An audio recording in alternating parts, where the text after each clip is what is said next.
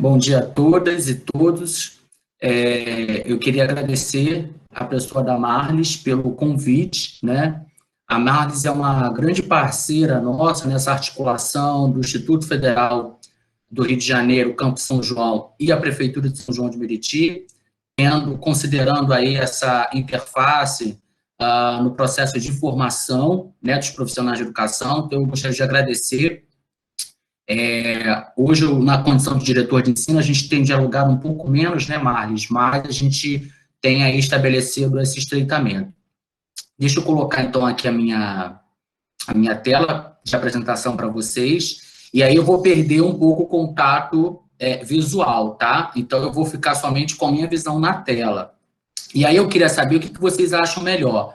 Se vocês vão dialogando comigo na apresentação, ou se eu faço a apresentação no primeiro momento e depois vocês podem fazer, né, as perguntas, o diálogo ao final. O que vocês acham melhor? Qual o melhor formato para a gente?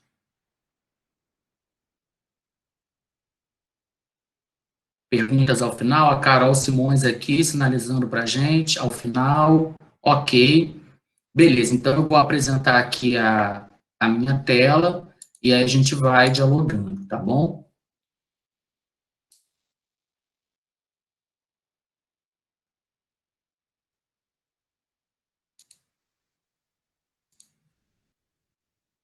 Vocês estão conseguindo?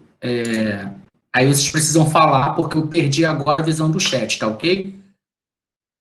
Vocês estão me ouvindo? Sim, está aparecendo, Luiz. Sim. Beleza. Sim, estou ouvindo. Obrigado, então, pelo retorno. Então, gente, na realidade, a temática, né, que eu me proponho a conversar com vocês hoje é pensar um pouco nesses desafios no cotidiano da gestão escolar em tempos de pandemia, né? Considerando esse cenário, a gente teve que pensar algumas novas estratégias, algumas outras atuações, né? Então, como a Marlis colocou, essa aqui é a foto, né, do nosso campus, o Campus São João de Meriti, que fica localizado ali na rua Vala da Divisa, em Coelho da Rocha. Então, para quem não visitou, visite o nosso espaço, conheça as nossas estratégias de atuação e possibilidades de curso, né? Então, bem, qual é o meu lugar de fala para construir essa conversa com vocês hoje aqui?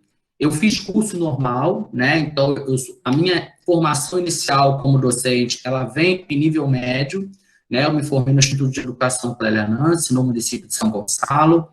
Fiz o curso de Pedagogia pela UF e também a especialização em Educação Étnico-Racial pelo PENESB na UF. O meu mestrado também em Educação na Unirio. Eu sou servidor público, né, há 20 anos. Esse ano eu estou fazendo 20 anos de serviço público, e serviço público em diferentes esferas, tá? Tanto municipal, em alguns momentos na rede estadual e hoje na rede federal, fazendo uma ponte com a rede municipal, porque eu estou na prefeitura de Itaboraí, mas permutado na prefeitura de Tanguá, onde eu já atuo há 20 anos, tá? Então, eu já atuei como professor das séries iniciais, professor de disciplinas pedagógicas no curso normal, professor, hoje também atuo como professor de pós-graduação no curso de práticas de letramento. Inclusive, nós temos estudantes, professores, profissionais de educação da rede de São João que atuam nessa pós-graduação. Já atuei como coordenador pedagógico em diferentes escolas, em outras redes. Já atuei como coordenador de extensão no Instituto Federal. E hoje também, além da condição de diretor de ensino do campus São João de Meriti, no IFRJ, eu atuo na equipe técnica, né, da Secretaria de Educação no município de Tanguá, né, na perspectiva de formação de diretores, tá certo? Então, é desse lugar que eu vou construir minha fala, mas a minha construção, apesar de carregar todas essas pertenças, ela está muito imbricada na minha atuação como diretor de ensino do IFRJ. Tá? A minha fala hoje vai muito mais nesse sentido, considerando esse meu lugar.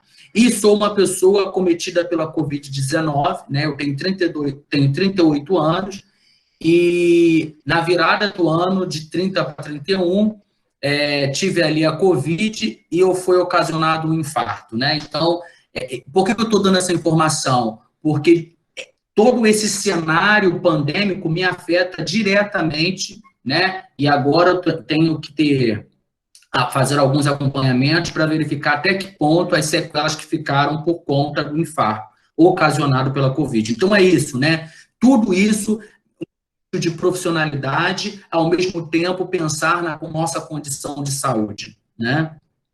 Muito bem. Então, já iniciando o pensamento sobre esse contexto, para a gente poder pensar a gestão, para a gente poder pensar a escola, é preciso primeiro a gente pensar um pouco e relembrar o contexto, né? Então, a Covid-19, ela traz para a gente um cenário pandêmico em que a gente, no século XXI, se depara com uma situação inusitada, né? Como garantir a nossa saúde, a saúde do outro, a saúde psicológica, né? Sem que a gente tenha efetivamente respostas, né? Da medicina, do campo biológico, para combater efetivamente esse vírus.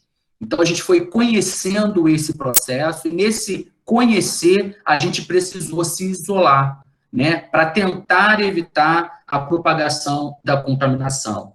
Nós vimos aí, por conta da sua condição pandêmica, o vírus atinge uma escala global e mostra para a gente o quanto nós estamos interconectados, em que nós estamos vinculados uns aos outros, né?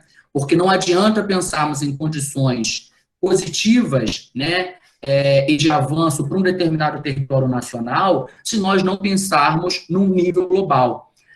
Isso é importante porque a gente tem uma tendência a pensar de maneira fragmentada e não pensar de maneira holística, né? Então, a pandemia nos traz essa reflexão, mas, ao mesmo tempo, ela traz repercussões que vão para além da dimensão epidemiológica e biológica, né? A gente teve impacto na dimensão social, econômica, política, cultural, considerando que a pandemia, por conta do isolamento, a gente teve aí um número de pessoas que precisou repensar a sua forma de trabalho. A produção da vida por meio, né, da economia, ela também se ressignificou, preços aumentaram, pessoas ficaram desempregadas, vários usos políticos aconteceram diante da pandemia, considerando que nós já temos aí uma corrida eleitoral para 2022. Vários espaços culturais deixaram de existir neste momento, né, por não ter sido considerado como atividade essencial em contexto de pandemia, né? Então, a gente vai repensando essa estrutura, né? E com isso, os corpos humanos estão colocados em xeque pelos processos de infecção, mas também pelo óbito, né? Números altíssimos de óbito, a gente já passa da faixa de 200 mil óbitos no Brasil. Então, a gente se vê diante de uma condição muito vulnerável, né? De não saber, em alguns momentos, o que fazer, mas, ao mesmo tempo, quando começamos a entender o que era a pandemia, nós já estávamos também num contexto de desarticulação política no cenário da saúde, né? Então, isso foi trazendo para a gente uma estabilidade, ao mesmo tempo, a consciência de muitas pessoas não foi acompanhando esse movimento que a gente foi fazendo para o entendimento da pandemia e para tentar buscar a segurança desses nossos corpos, né? Então, a gente tem tido aí adoecimento das pessoas, também de ordem psicológica, né? E com isso a gente vai ansiando cada vez mais pela vacina, e aí, claro, pensando no poder que a ciência tem para nos trazer algum tipo de solução e um retorno à normalidade, se é que a gente pode falar nessa perspectiva, ou numa normalização em um novo cenário, né?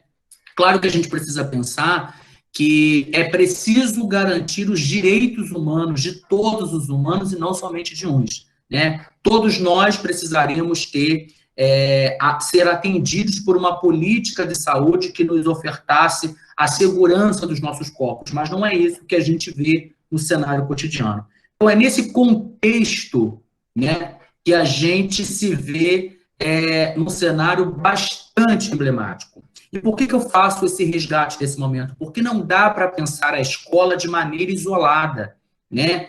A escola não é uma sociedade à parte. A escola, ela faz parte de todo esse cenário e ela é afetada e ela afeta o seu contexto, né? Então, o que está acontecendo na China, nos Estados Unidos, né, nas Filipinas, está afetando também o que acontece no Brasil, está afetando quem mora em Coelho da Rocha, quem mora em São João de Meriti, quem trabalha em São João de Meriti. Então, tudo está interconectado, né? E a gente precisa construir essa consciência global, que muitas das vezes nos falta a pensar nesse todo. E aí, dentro dessas imagens da pandemia, né, a gente tem cenários bastante emblemáticos, como, por exemplo, a gente vê essa primeira foto aqui, né, à esquerda, que é a quantidade de pessoas desempregadas, né? E isso faz com que, com o desemprego, nós tenhamos desespero social, e aí a pobreza também, consequentemente, vai se derivando desse processo, né? Quantas pessoas que já viviam numa margem de informalidade profissional e que agora tiveram um prejuízo muito maior. E para outros que já estavam de carteira assinada, mas numa reconfiguração econômica, você vai fazendo ajustes e aí você tem o número de pessoas desempregadas. Esse cenário é um pouco diferente para os servidores públicos, porque, de alguma forma, existe um outro regime jurídico, a gente consegue se manter dentro desse universo tão emblemático que nós estamos. As UTIs superlotadas, né, com os profissionais de saúde extremamente sobrecarregados por uma ação que também falta, às vezes, de consciência da população. A gente tem os palcos, né, os espaços culturais que foram esvaziados por não ser considerados como atividades essenciais. Então, esses profissionais, por algum momento, vão ter aí um prejuízo financeiro na sua dinâmica cotidiana, né? E a gente, de alguma forma, vai assistindo à virtualização da atividade cultural, né? A gente tem aí os números de óbitos, como a gente já falou, que foram aumentando cada vez mais, em alguns estados e municípios isso ficou um pouco mais agravado, né? A ciência tentando produzir conhecimento mais rápido e ficou muito evidente, né? O quanto a gente necessita do conhecimento científico para a produção da nossa própria existência, né? Então, a ciência nunca ficou tão em xeque, por mais discursos contraditórios, né, e negacionistas da ciência, mas a ciência volta a ficar em xeque dizendo, olha, é por meio desse conhecimento elaborado que a gente pode conseguir superar as condições que estamos, né? Nós vimos também que com esse enxugamento e reordenação social, o trabalho home office, né, ele ganha uma força, uma potência enorme, né, dialogando muito com esse acesso digital que a gente já vinha aperfeiçoando cada vez mais do final do século XX para o início do século XXI, mas há uma sobrecarga também daqueles sujeitos que estão nas suas casas fazendo um trabalho home office, considerando que se antes o trabalho poderia servir em algum momento, em alguma instância, sobre uma fuga para fugir de alguns tensionamentos domiciliares, agora tudo se coloca dentro desse grande balaio que é o trabalho home office. E aí você na condição de mãe, de esposa, de filha, de madrinha, de sobrinha, de trabalhadora, de professora, de diretora, tudo isso ao mesmo tempo, né? É claro que provavelmente alguns diretores devem estar indo às unidades de ensino, né? Mas, de um modo geral, o nosso trabalho está colocado no trabalho home office. Então, isso, de alguma forma, ressignifica a nossa forma de atuação de existência. E as escolas, né, que se esvaziam, né, e que a gente perde esse contato direto com os estudantes, com os responsáveis familiares, o que ocasiona uma preocupação de como manter o contato, né, com este público diante desse grande desafio colocado. Mas com todas essas imagens, o que é importante que a gente pense, né, é que a forma de viver a pandemia tem sido diferente para os diferentes sujeitos, né? Então, como que isso tem sido construído na própria sociedade e reforçado na sociedade? Porque se nós já vivíamos numa condição de desigualdade social antes, e para nós que trabalhamos no setor público, nós atendemos a camada da classe trabalhadora. Então, a classe trabalhadora que, ao longo do tempo, historicamente, tem sido cada vez mais prejudicada, tem sido cada vez mais despropriada dos seus direitos, na pandemia, isso se torna um abismo ainda maior. Então, é importante que a gente pense, né, nesse serviço que a gente oferta para a classe trabalhadora e que nós somos classe trabalhadora, né? A gente não está falando dos outros, nós estamos falando de nós mesmos, que estamos numa condição e que o público em que a gente oferta o nosso serviço é tão trabalhador como nós, mas também há um escalonamento desse tipo, do que é classe trabalhadora e da sua dificuldade para se manter numa sociedade agora num contexto de pandemia. Então, esse é um pouco essas imagens de pandemia que eu trago para a gente poder entender um pouco o que afeta esse espaço da escola. E aí, tentando entender essa pandemia, eu trago um conceito de Paulo Freire, que é o conceito do inacabamento, né? E eu gosto muito desse conceito de Paulo Freire, porque ele nos traz a seguinte perspectiva, né?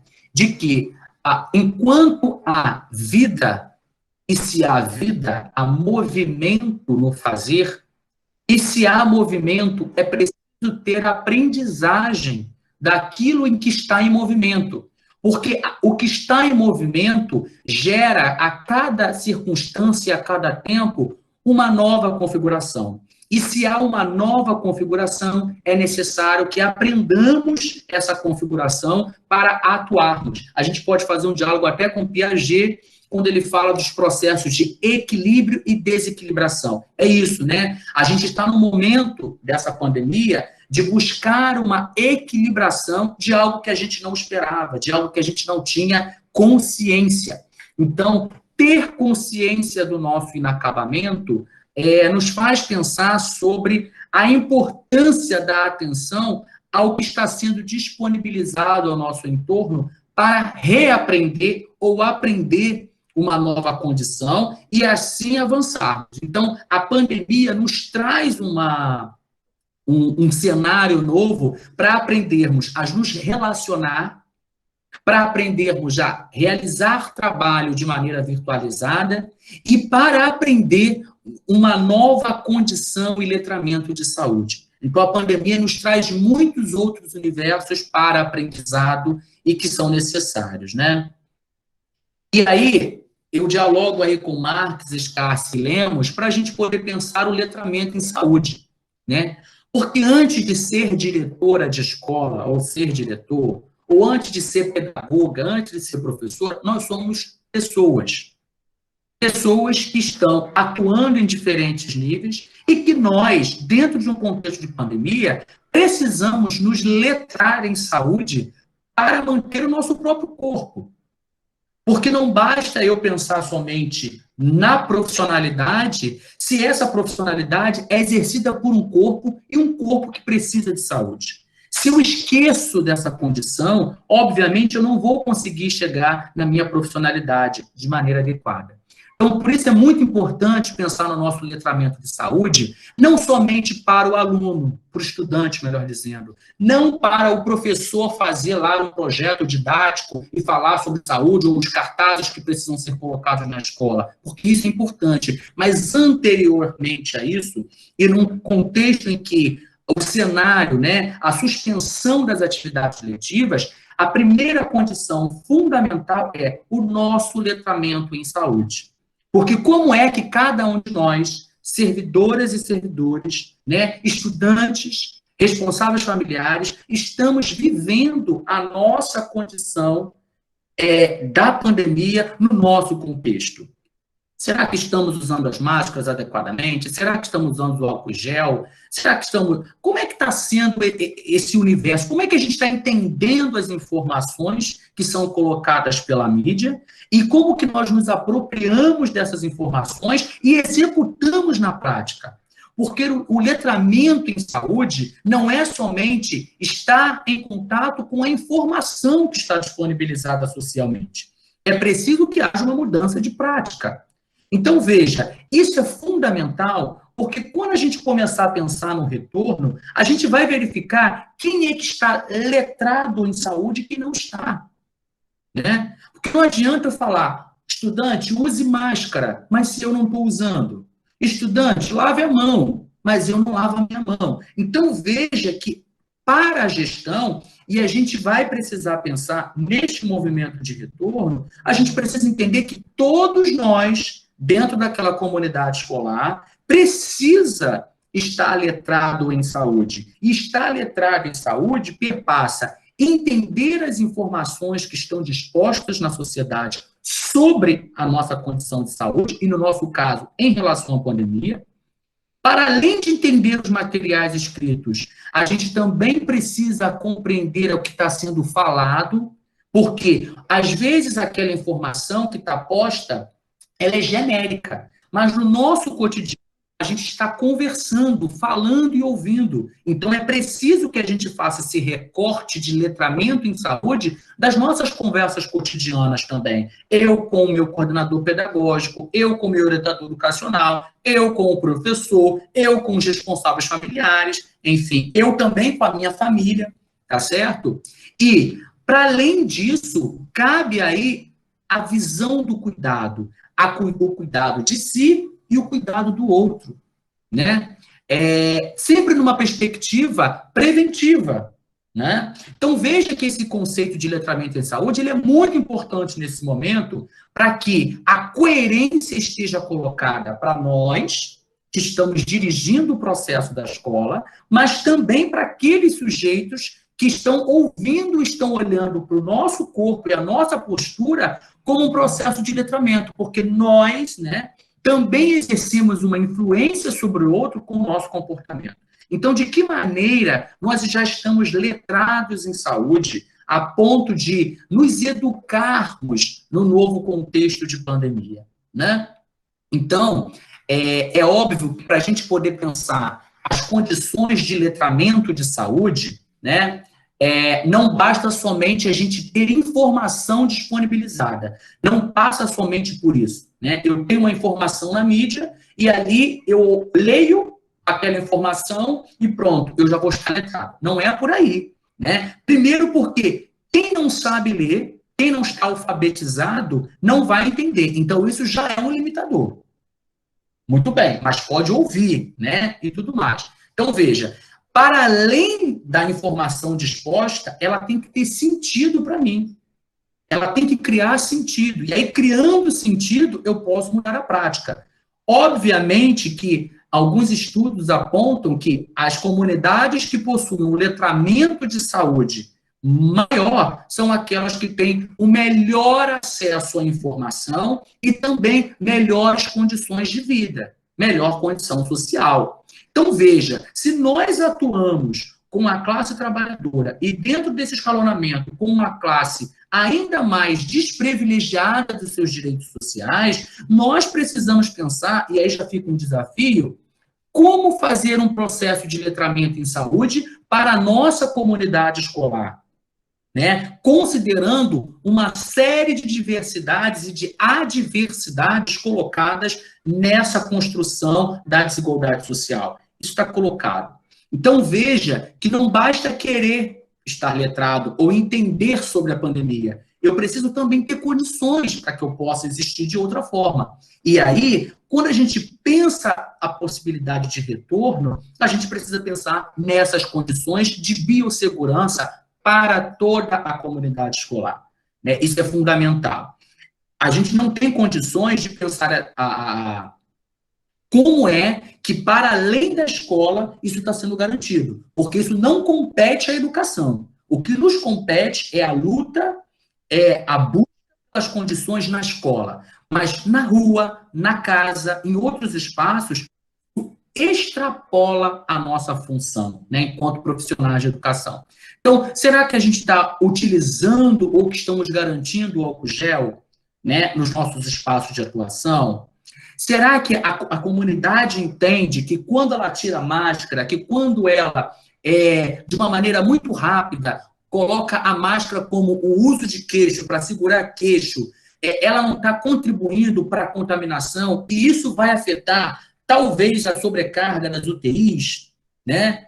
Será que todo sujeito, todos os nossos estudantes têm água encanada a ponto de ter o tempo todo água na torneira e no chuveiro para tomar banho quando vai à rua e volta, quando compra alguma coisa? Né? Como é que a gente também tem tido as condições para realizar o trabalho home office? Muitas pessoas não estão tendo esse direito de fazer trabalho home office. Algumas pessoas têm sim, porque o trabalho ele está muito mais no campo da intelectualidade e ele consegue fazer todo esse processo por meio do home office. Tendo ali um computador, ele consegue desenvolver esse trabalho. Então, veja que a gente precisa pensar as condições sociais, econômicas e políticas e também um nível de ética social de nos pensarmos enquanto um todo. Existe uma filosofia Ubuntu, que é de uma sociedade, de comunidade africana, que diz, eu sou porque nós somos. Eu tenho saúde se você tem saúde. Se você não tem saúde, eu não posso dizer que eu tenho saúde, porque nós somos uma comunidade. Então, esse conceito precisa estar muito bem trabalhado para que não sejamos apenas indivíduos soltos cuidando de si, mas a gente precisa pensar que cuidar de si é cuidar do outro também, né?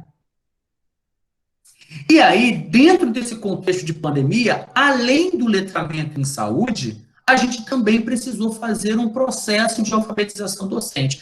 Porque esse conceito de alfabetização, muitas das vezes, ele está muito colocado para o estudante. O estudante vai aprender. Ou aquele sujeito que não tem conhecimento vai aprender. Mas nós, profissionais de educação, também estamos num processo de alfabetização e também de letramento.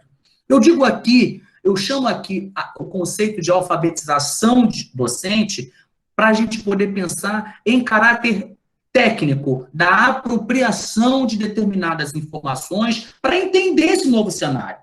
Porque a pandemia afetou o nosso campo de trabalho, né? Ou seja, qual foi a primeira medida?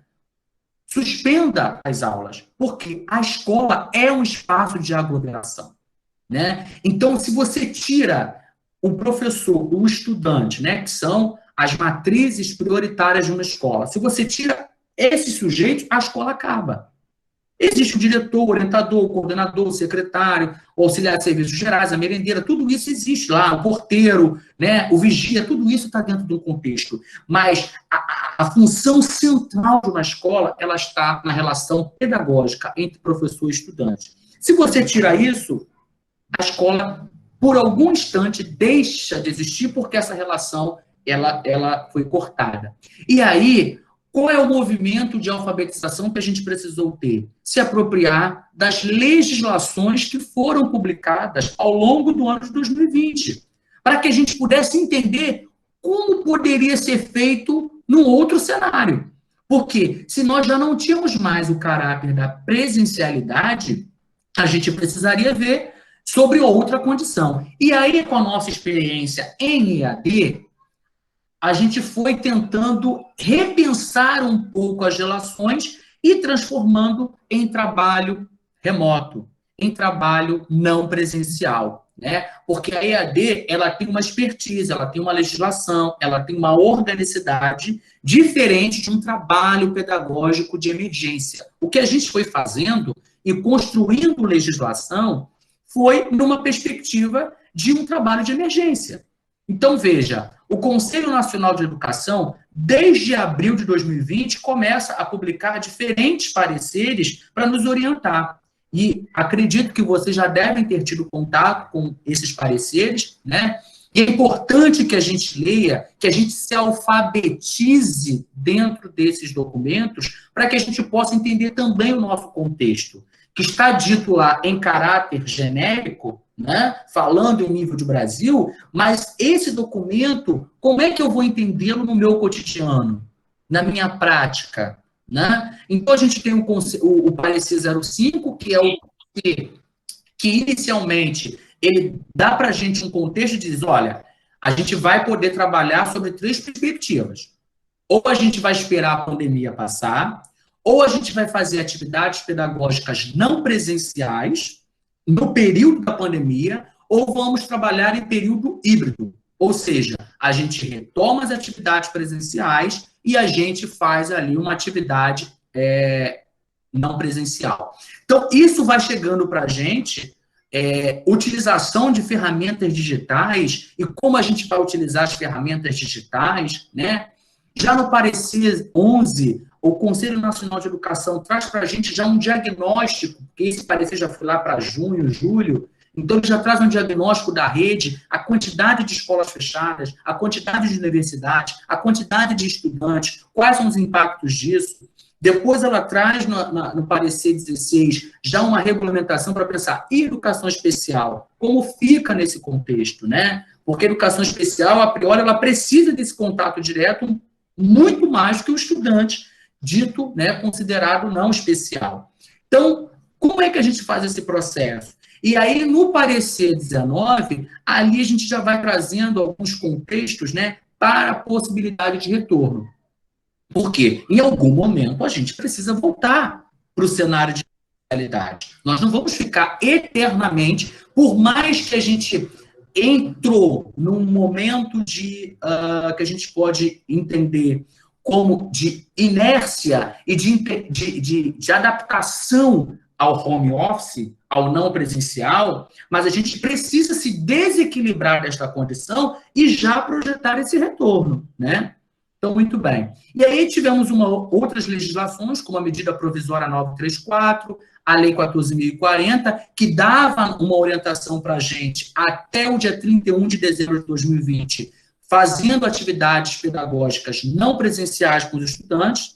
E aí, depois do dia 31, o que é colocado para a gente? Então, aí a gente vai ter a portaria 1096, que vai dizer, pelo menos para a rede federal, que a gente já tem que voltar até 1º de março. Então, essa alfabetização de legislação, ela é fundamental, porque não é somente um trabalho da supervisão educacional. Esse é um trabalho de todos, da dona Maria, mãe do aluno João, como também da supervisora, do secretário de educação e tudo mais, porque a gente precisa entender o cenário para a gente se posicionar nele. Tá? E dentro desses documentos, a gente começou a ver algumas palavras que não faziam parte do nosso universo, né? Pelo menos numa condição de presencialidade educacional. Então, a gente começou a ouvir falar de contínuo educacional. O que é esse contínuo? Ciclo emergencial, APNPs, atividades pedagógicas não presenciais, mediação tecnológica digital, atividade síncrona e assíncrona, atividade suplementar, ensino híbrido, utilização de mídias sociais de longo alcance, como WhatsApp, Facebook, Instagram.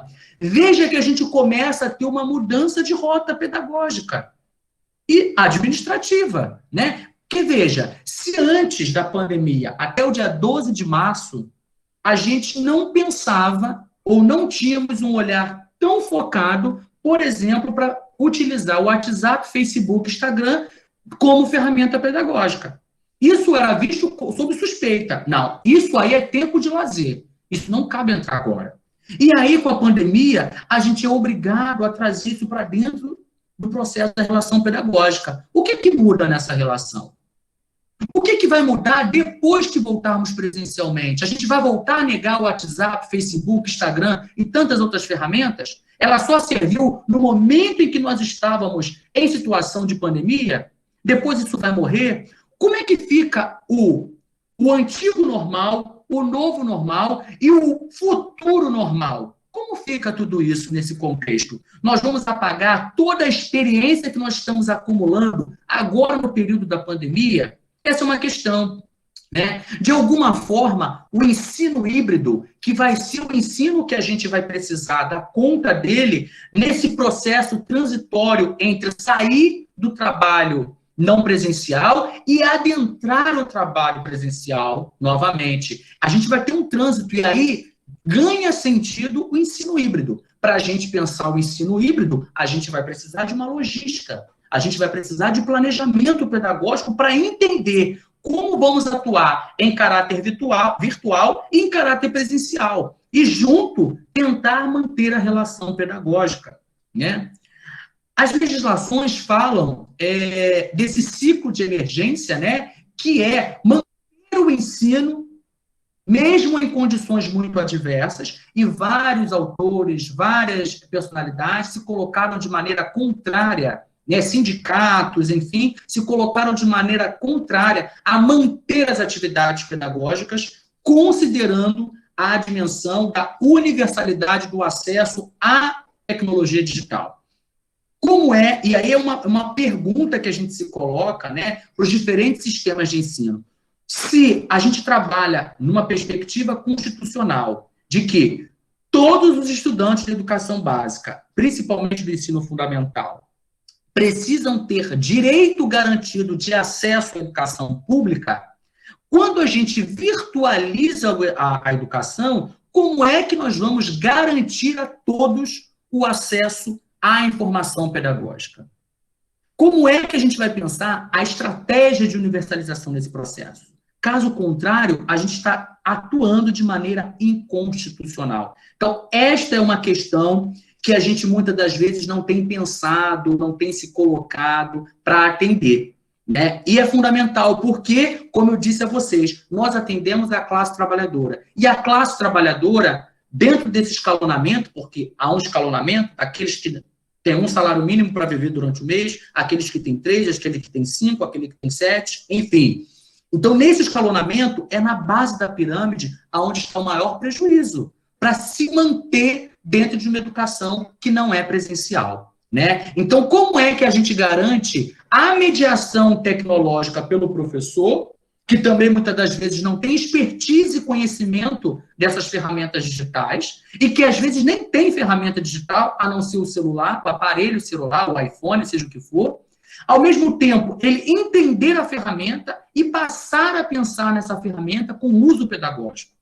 Então, veja que não basta simplesmente eu saber mexer no celular. Eu tenho que pensar no celular de maneira pedagógica. E aí, traz um contorno educacional que, se antes aquele professor sabia lá atuar com várias ferramentas dentro de um celular, talvez educacionalmente ele vai reproduzir um discurso tradicional, que é de reprodução de informação. E o que a gente foi assistindo é que, dentro da pandemia, nós reforçamos a pedagogia tradicional, né? Ou seja, eu tenho conhecimento, eu transmito para você, você recebe e ponto. É uma relação que vai numa direção apenas daquele que sabe para o que não sabe.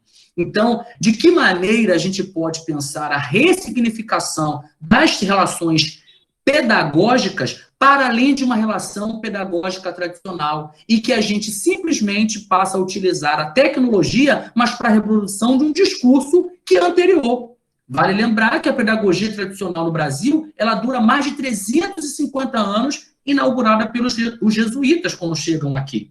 Então, veja, e é essa pedagogia que se reproduz permanentemente, antes da pandemia e com a pandemia, porque ela tem força. E aí eu não estou fazendo um juízo de valor se a pedagogia tradicional lá é importante ou não é. A grande discussão que a gente precisa fazer, e a pandemia nos traz essa reflexão, é como que os estudantes aprendem, para que a gente possa pensar as formas de reeducar esse profissional de educação, para a gente poder atender e gerar o aprendizado, porque o que a gente quer não é aprovação ou reprovação do estudante. O que a gente precisa é que sejam sujeitos que apreendam a informação social e que, se apropriando dessa informação, se tornem sujeitos e cidadãos críticos na sociedade. Se este é o objetivo, a gente precisa repensar as relações pedagógicas, né? Então, dentro desse cenário de mediação tecnológica, que muitas das vezes nós não garantimos para os estudantes o acesso, nem mesmo para os profissionais de educação, a gente teve que pensar a atividade síncrona, a atividade assíncrona. Mas o que é isso? O que é síncrono, o que é assíncrono? E aí a gente está falando da lógica do tempo. Né? A gente está aqui no momento, exatamente neste momento, fazendo uma atividade síncrona. Mas a gente já fazia atividade síncrona quando a gente estava, por exemplo, na hora da aula, a aula em si presencial era um momento síncrono. Quando a gente mandava atividade para casa, faz lá, ó, dever de casa, ó, faz a atividade do livro página tal. Isso é uma atividade assíncrona. Então, nós já fazíamos o síncrono e o assíncrono antes da pandemia. Mas o que traz de novo? É a emergência no uso da tecnologia digital. É isso que se apresenta para a gente como um imperativo, porque eu estou numa distância. E para encurtar a distância, eu tenho que ter uma mediação. E foi com a mediação tecnológica que a gente tenta se aproximar. Só que, quem é que está tendo acesso tecnológico? E qual é a qualidade do acesso tecnológico para todos os sujeitos? Quem tem banda larga, quem tem Wi-Fi, quem não tem Wi-Fi, quem é que tem pacote de dados de R$ 20, de 40, de 50, tá certo? Então, a gente precisa pensar, mais uma vez, voltando naquela imagem lá do abismo, que o acesso digital também é diferente para estudantes e também para servidores, seja para o diretor, seja para o professor, seja para a merendeira, para todo mundo. Então, de que maneira a gente consegue incluir todo mundo dentro dessa relação, sem que a gente exclua ainda mais, porque a nossa sociedade, ela é excludente.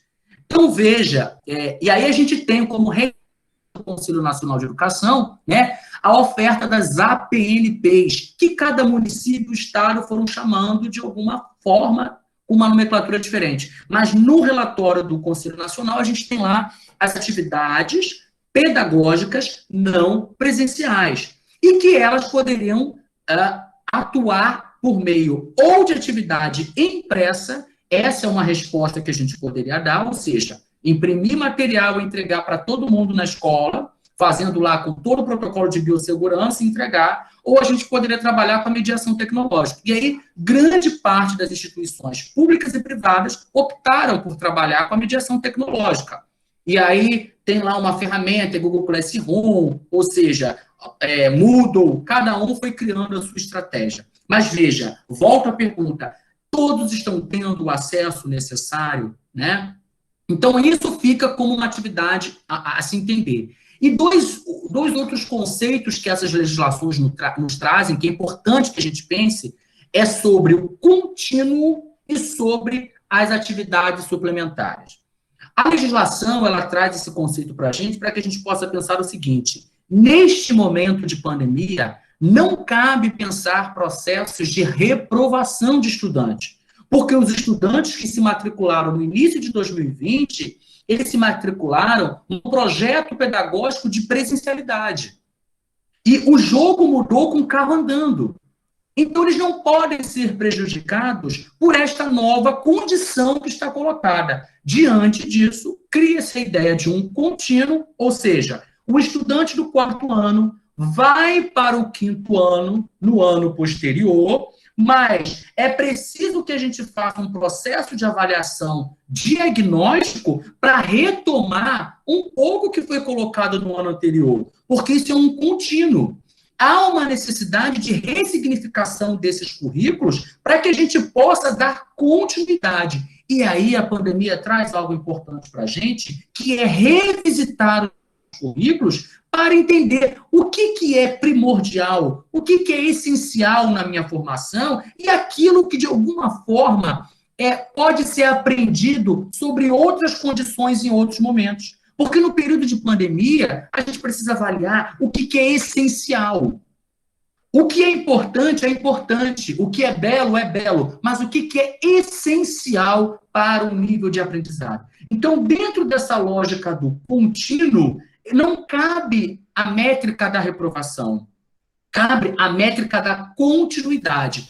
E aí, se de 2020 para 2021 eu tenho um contínuo, no fechamento de 2021, aí eu volto com a lógica do processo de avaliação classificatória, para verificar se o estudante aprendeu ou não aprendeu dentro deste contínuo. Eu acho que as pessoas não estão, muitas das vezes, né, os profissionais de educação, não estão se atentando sobre isso, estão pensando 2020 pelo 2020, e não numa condição de continuidade com o ano posterior.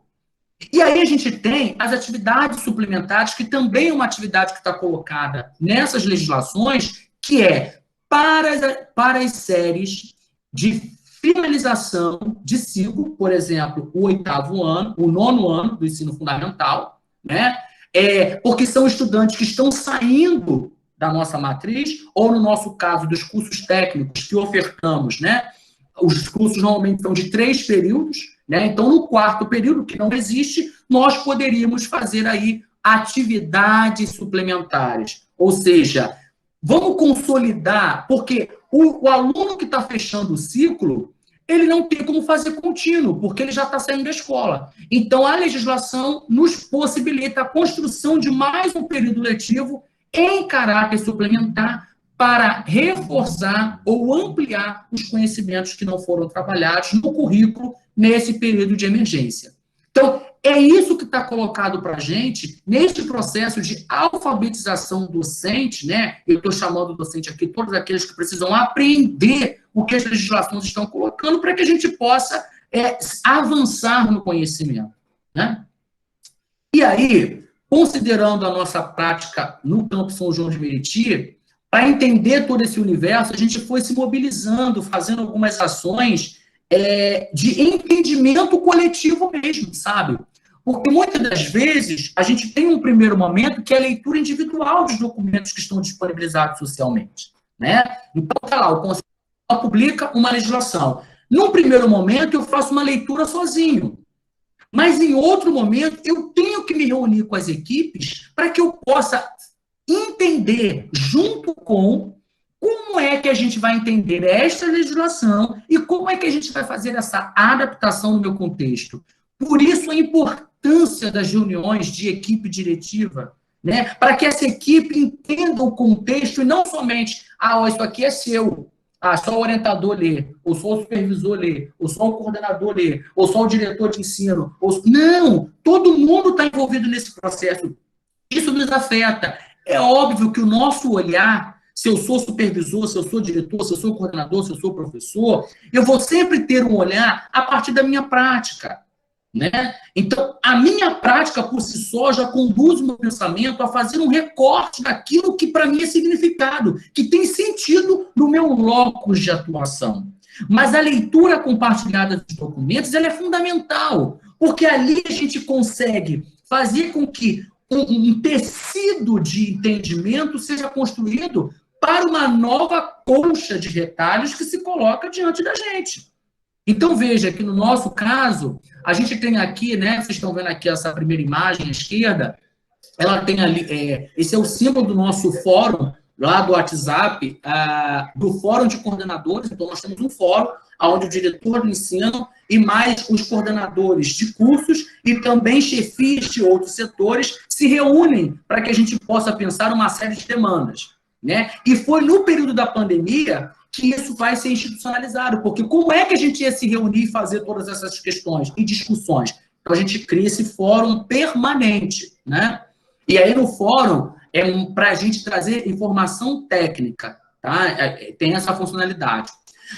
A gente sentiu necessidade, por exemplo, de criar o CART. O CART já era uma determinação no regulamento do Instituto Federal do Rio de Janeiro, que é o Conselho de Alunos Representantes de Turma.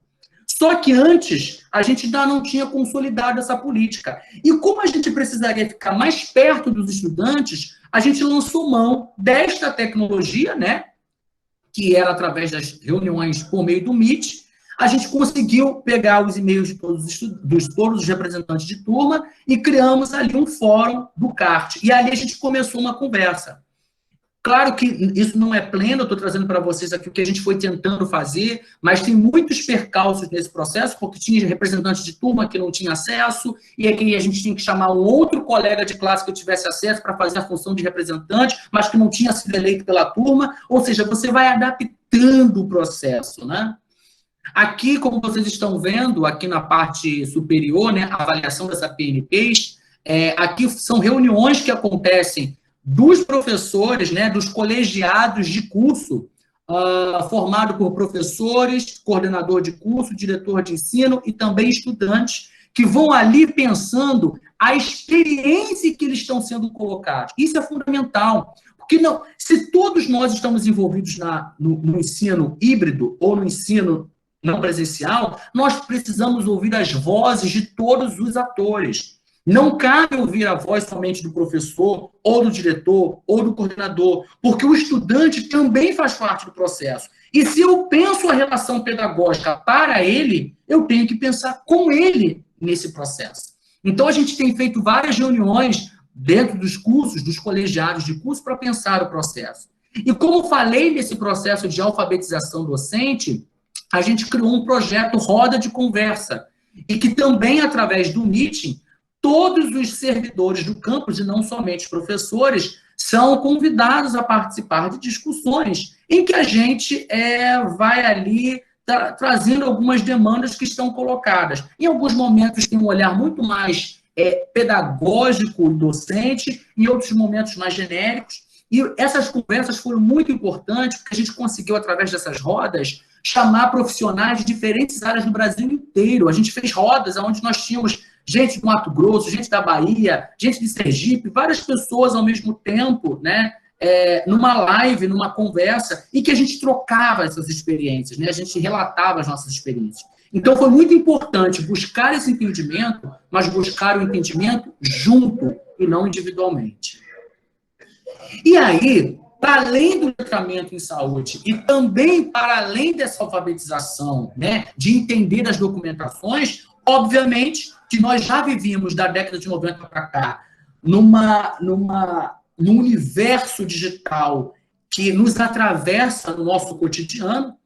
Com a pandemia, isso se potencializa de uma maneira absurda, né? Então, a gente precisou se letrar digitalmente, entender essas ferramentas, como usar, né? Como usar nas nossas reuniões administrativas, como usar na relação pedagógica. Até 12 de março de 2020, né? Eu não sabia olhar, por exemplo, para essas ferramentas que o meu Gmail dá. Eu não sei, eu não sabia, né? Eu só sabia fazer o quê? Entrar no e-mail, mandar. Já sabia alguma coisa de usar um documento compartilhado ali, mas depois, com a pandemia, eu sou obrigado a entrar nesse universo e pensar, calma aí, vamos usar o Hangout, que foi a estratégia de conversa nossa, através do Meet. Vamos criar formulário acadêmico, formulário digital, para a gente poder fazer levantamentos com as turmas e tal. Podcast, vamos usar o podcast. E aí, o contrato, sincronizar a agenda com o e-mail. E aí a gente começa a entrar nesse universo digital se apropriando dele. Ele já estava disponível antes da pandemia. Mas o sentido é outro quando a gente se vê na necessidade de utilização. Então, reparem que esse é um grande termômetro para a organização do nosso trabalho na escola. O que a gente está colocando como necessidade e o que a gente está colocando como desejo. Quando a gente explica para o outro a necessidade de fazer uma ação e a gente coloca a necessidade no cotidiano, é imperativo que a gente faça. Muitas das vezes, o que a gente traz é um discurso de desejo de alguma coisa nova, mas que não está pautado na necessidade das coisas que precisam ser feitas. Então, de que maneira a gente consegue fazer esse meandro? Mas volto a dizer, né? A gente tem aí teve uma necessidade de se apropriar dos celulares, dos Gmails, das plataformas, cada uma, era o Zoom, vamos falar pelo Meet, vamos falar pelo, sei lá, cada hora tinha um aplicativo para a gente poder fazer uma conversa num formato diferente, e aí você vai reaprendendo os processos, né? Então, veja que o letramento digital, ele é muito importante, não somente para a gente digitar coisas, né? E só ler, mas é para a gente produzir sobre outras condições. Se antes a gente pensava só o fato de escrever e ler, eu agora posso ouvir. Quando eu passo um podcast, ou quando eu passo um áudio no WhatsApp, a comunicação está acontecendo. Quando, na realidade, eu vejo um vídeo no YouTube, né, um tutorial, quantas coisas a gente precisou nessa pandemia buscar tutorial para entender como as coisas estavam acontecendo. E aí, eu não tenho escrito nada ali, eu tenho um documento, áudio, e que gera aprendizado. Então, veja como a nossa dinâmica de sujeitos nessa sociedade está se colocando para apreender este novo, e a gente, muitas das vezes, não transfere isso para a relação pedagógica. Será que a gente vai conseguir abordar tudo isso depois de toda essa experiência, desse letramento digital? Acho que é algo desafiante. E aí eu trago uma reflexão, né, da Pinheiro, quando fala aqui, ó, que é uma contradição, né? No Brasil, o acesso da população às tecnologias digitais é inversamente proporcional ao desenvolvimento educacional da população. Haja vista que nós estamos no topo dos países que mais acessam a internet. E na segunda posição do ranking de acesso à rede social, ou seja, o Brasil é o país um dos países que mais aciona a internet e que também as redes sociais estão ali impregnadas o tempo todo. Mas, ao mesmo tempo, é o país que está no 59º lugar, de acordo com o PISA, né, que é essa avaliação internacional que é feita para os estudantes das diferentes redes do Brasil, do mundo inteiro, e que em 2015, por exemplo, nós estamos muito aquém dessa apropriação de conhecimento. Ou seja, nós somos uma sociedade, a sociedade brasileira, que está muito vinculada à internet, mas que essa internet não está disponibilizando conhecimento acadêmico-científico. Como é que a gente faz essa junção? Que espaços são esses que podem possibilitar essa junção? Né? Será que a gente entende só esse espaço digital como espaço de lazer? Será que não é um momento propício para refletirmos sobre as condições de tornar o que é esse universo digital, que a gente já está aproximado, porque está dizendo lá, ó, no ranking, nós somos um dos países no mundo que mais atuamos no mundo virtual. Mas isso não faz conexão com o mundo acadêmico. Então, o que é possível a gente repensar nessa história, né? E aí, dentro desse letramento digital que está colocado, eu compartilho com vocês algumas imagens aqui de ferramentas mesmo, de situações digitais, e que a gente foi colocado. Então, por exemplo, algumas vocês talvez até conheçam, né? Aqui o Educacenso, a gente também tem um censo, né? Como vocês fazem nas escolas municipais. Isso é um caminho digital, que a gente já traz a informação, né, a ser colocada num sistema para processamento. A gente tem lá o SISTEC, que é um programa que também a gente coloca as informações da rede federal, da rede profissional tecnológica, e que isso vai gerar uma matriz de conhecimento numa outra plataforma, que é a chamada plataforma de NuPeçanha. Então, veja, isso é antes da pandemia. Isso já é informatização. A gente já tinha a prática, por exemplo, de utilizar o Moodle institucional, que é para a utilização nos cursos à distância, e a gente também já utilizava nos cursos presenciais como um suporte de arquivamento de textos e tudo mais.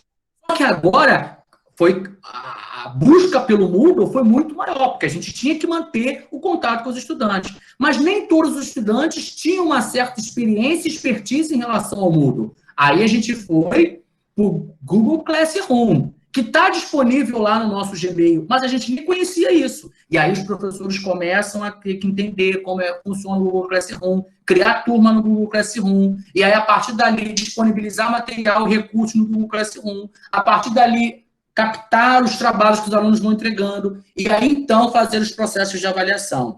A gente, além do Google Classroom, né, que não é uma ferramenta nossa institucional, ela está disponível para todas as pessoas no seu Gmail, a gente tem o SIGA, o CIPAC, o SIGRH, que já é o sistema acadêmico da instituição. Né? Então, a gente já opera dentro de processos de digitalização, né, dessa informatização. Então, a gente já operava com isso. Só que a gente, quando tira do caráter presencial e leva para esse universo, tudo meio que se transforma.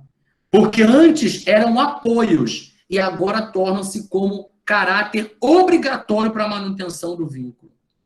Só que mesmo com essas plataformas digitais, seja o Moodle, o Google Classroom, seja o SIGA, a gente começou a ver que tinha estudantes que estavam ficando no meio do caminho. E aí a gente começou a ressignificar. E aí a gente vai para o WhatsApp. O WhatsApp como ferramenta para a gente poder estabelecer e manter essa relação pedagógica.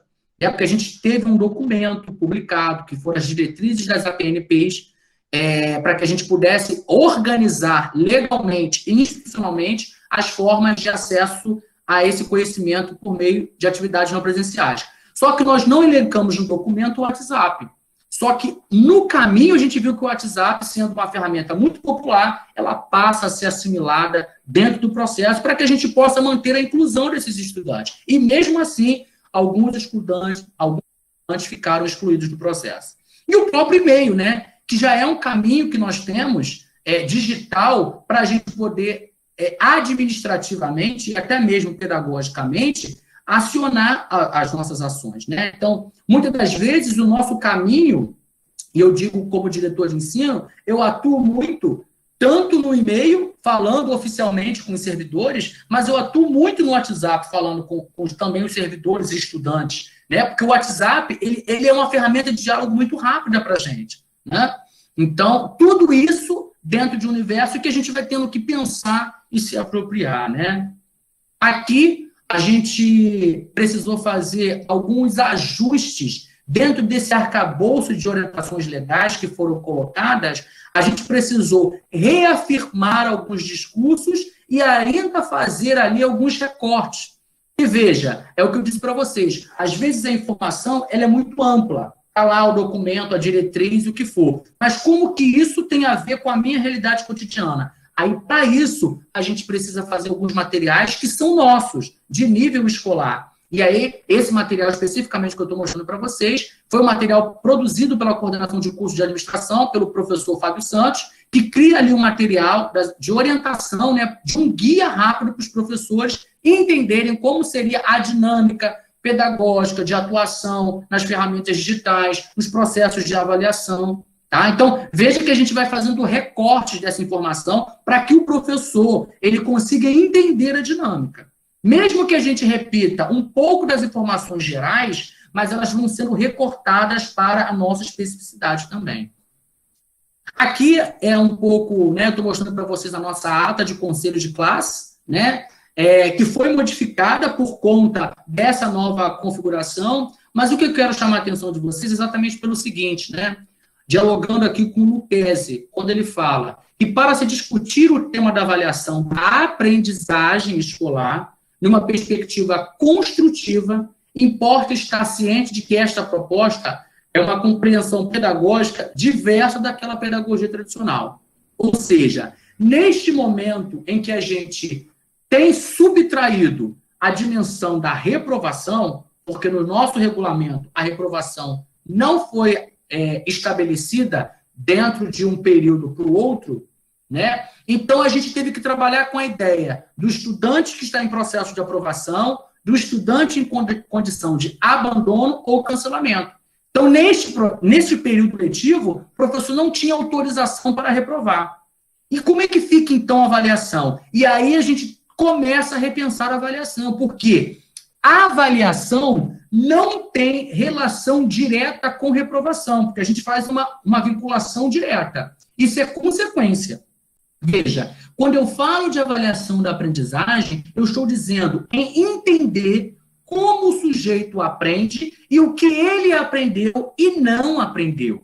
E dentro do processo de avaliação, que eu identifico o que não foi aprendido, eu vou retroalimentar a prática, refazer a prática para que ele possa atingir a aprendizagem. Então, isso é avaliação numa perspectiva construtiva, que é diferente de uma perspectiva tradicional e classificatória da avaliação, que é o próprio Lucchesi chama isso de exame. Ele diz, as escolas muitas das vezes estão praticando exame ao invés de avaliação. Então, neste momento de pandemia, nós nos vimos numa condição de obrigatoriamente exercer práticas de avaliação e não práticas de exame. E aí, o professor se vê deslocado, porque como é que a gente vai fazer avaliação efetiva se a gente está acostumado com a política do exame, né? Que é dizer quem aprendeu e reprovar quem não aprendeu. Então, isso foi gerado, e conversas permanentes nos colegiados de curso, nas rodas de conversa, a gente vai repensando esse processo. Uma outra questão que é fundamental que a gente pense nessa pandemia é a gestão do nosso tempo de trabalho remoto, né? Como vocês estão vendo nessa imagem do relógio aí, o tempo ele vai sendo muito fluido, né? E a gente, quando se vê diante de uma atividade remota, a gente perde a lógica do tempo, porque a gente perde a lógica do espaço.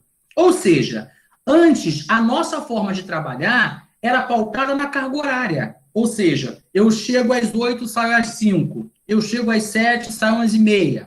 E aí, a qualidade do que é produzido naquele tempo, aí a gente vai discutir depois. Com a pandemia, no trabalho home office, a gente tem uma outra relação. Ou seja, você precisa produzir. E não me preocupo mais com o seu horário de tempo, porque você não está mais presente para eu controlar o seu tempo. Veja, então, mais uma vez, a gente volta numa reflexão interessante que a pandemia nos traz, que é da produtividade. E aí eu não estou falando, eu não sou aqui, não estou defendendo essa produtividade que massacra a classe trabalhadora para produzir simplesmente benefícios e para o capital. Eu não estou me referindo a isso. Eu estou dizendo que é preciso que a gente pense nesta produtividade dentro do serviço público, né? Como é que a gente faz com que essa produtividade que a pandemia nos trouxe, porque nós temos que trabalhar com metas. Olha, eu tenho que entregar o relatório, eu tenho que entregar, sei lá, um parecer, eu tenho que fazer a aula síncrona, e aí é o tempo da meta que precisa ser estabelecido para todos nós, seja o diretor, orientador, coordenador, professor, para todo mundo. Então, a pandemia nos faz pensar sobre gerência do tempo. Por quê? Com essa forma de trabalhar que perde a dimensão do espaço e que também está pautada na lógica das metas, as metas que eu tenho por dia, as metas que eu tenho por semana, as metas que eu tenho por mês, há uma aceleração do tempo. Então, você se vê comprimido. E como você, muitas das vezes, está em casa fazendo trabalho home office, então, a divisão entre o que eu faço como atividade domiciliar e as atividades que faço como atividade profissional, elas estão imbricadas. Então, muitas das vezes, nós vamos ter choque. E aí vamos ter choque. Olha, tem que fazer comida agora, bota o feijão no fogo, lava isso, mas tem que entregar o relatório daqui a pouco. Tudo isso nesse aglomerado, meu filho está chorando, tem alguém isolado na minha casa, o entregador está chegando. E aí, como que a gente faz tudo isso tentando manter uma sanidade psíquica? Então, com essa sobrecarga de trabalho de tempo, a gente precisou pensar numa organização. E aí, uma sugestão que eu sempre fui falando com os colegas, porque no nosso pacote de Gmail, nós temos as agendas, né? Para quem tem o Gmail vinculado, né, ao celular, que a grande parte tem, né? Tá lá, a gente tem a agenda no celular. Então, de alguma forma, a gente vai tentando sincronizar isso, né? E como a gente tem um sistema de intranet, um sistema educacional, né? Então, a gente vai sincronizando a agenda. Então, veja, quando eu coloco na minha agenda de diretor de ensino que eu tenho atividade às 9h15 e tal, todos os outros professores que também têm aquele e-mail institucional, eles vão ver, naquela hora o diretor está com atividade. Então, a gente foi sincronizando a agenda, né? Mas mesmo para redes que não têm essa ferramenta, o que é importante? Que nós possamos organizar o nosso tempo. O que eu tenho para esse momento, o que eu tenho para depois, porque senão a gente se atropela. E mais do que isso, para a nossa sanidade mental, é preciso ter tempo de lazer. Diante de todo este caos que a gente se envolveu por conta da pandemia, qual é o nosso tempo de lazer? Temos tempo de lazer? Não temos tempo de lazer? E para que a gente possa entender que o tempo de lazer é um tempo de saúde, para você desafogar de todo este universo que está colocado. E, obviamente, a gente precisa pensar no tempo de lazer dentro de protocolos de biossegurança. Então, já caminhando para a finalização da minha apresentação, a gente, então, vai fechando, né, o ano letivo de 2020, já iniciando o ano de 2021, pensando num plano de retomada, né? E acredito que todos vocês, todas vocês, se já não pensaram, vão precisar pensar sobre esse plano de retomada, porque a gente vai precisar voltar em algum momento. Os órgãos de controle, né, o Ministério Público, já tem atuado em prefeitura, já tem atuado no IFRJ, em vários campos da nossa instituição, para buscar informações sobre como está sendo o planejamento de retorno. Então, esse é um planejamento que, mais uma vez, tem que ser coletivo, para que a gente possa pensar sobre as condições de retorno. Como iremos voltar? Porque a gente precisa voltar, né? E aí, dentro desse planejamento, trago aqui um diálogo com o Gandim, né, onde ele diz: a única possibilidade de construir-se uma escola democrática é a vivência de um processo de planejamento participativo. Ou seja, esse planejamento de retomada, nesse plano de ação para 2021, ele não foi criado pela direção somente, ele foi criado por uma comissão, e esta comissão, né, com várias representações, pensa esse planejamento, e esse planejamento vai dar a substancialidade para concretizar novas práticas de retomada, que serão práticas transitórias, né? Prática que antes nós não tínhamos tanta preocupação e que agora a gente precisa ter. Então, dentro dessa estrutura desse plano de ação, que a gente se coloca para reorganizar as nossas ações num caráter de presencialidade futura, a gente tem aí, então, algumas questões importantes dentro desse plano. Eu acho que são fundamentais destacar. Primeiro, é que neste plano a gente precisa considerar as orientações legais, né? Então, eu preciso ter feito a leitura dos documentos legais para que isso, de novo, seja mencionado no meu plano de ação. Segundo ponto, esse trabalho, ele precisa ser um trabalho coletivo. Não dá para ser um trabalho isolado. Por quê? Se ele é isolado, as pessoas não se sentem envolvidas no processo. Então, é o projeto do diretor, é o plano de ação da Secretaria de Educação, é um plano de ação da reitoria. Não, é um plano de ação que é nosso. A gente cria dentro das nossas condições. A gente fez uma organização metodológica no plano, numa perspectiva policromática, ou seja, para quem tem acompanhado os dados do governo do estado do Rio de Janeiro, eles têm trabalhado com mapas, né, para entender a dinâmica da propagação do vírus. Esse mapa, que trabalha nas cores verde, amarelo, laranja, vermelho e roxo, no governo do estado do Rio de Janeiro, esse mapa ele é construído sobre índices de propagação do vírus, índices de mortalidade e índices de ocupação de UTI. A partir disso, o governo do estado cria essa policromia, considerando que do verde, que é o mais baixo índice, para o roxo, que é o mais alto índice. E aí a gente fez um compilado dessas colorações e adaptamos para 3 cores, que são as cores do semáforo, né? Entendendo que o verde, dialogando lá com que o Estado também estabelece, a Secretaria Estadual, o amarelo, fazendo a conexão entre laranja e amarelo, e o vermelho, entre vermelho e roxo. E a partir disso, nessa policromia transversal ao nosso plano, a gente tem ali uma série de ações, tá? A gente faz nesse plano uma identificação de quais as medidas de higienização e proteção.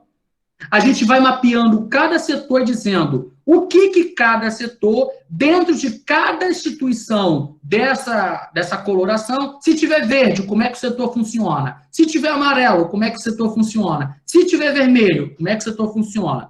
Lembra-se que a nossa forma de atuar vai ser em cima do que as secretarias e os órgãos de saúde determinem.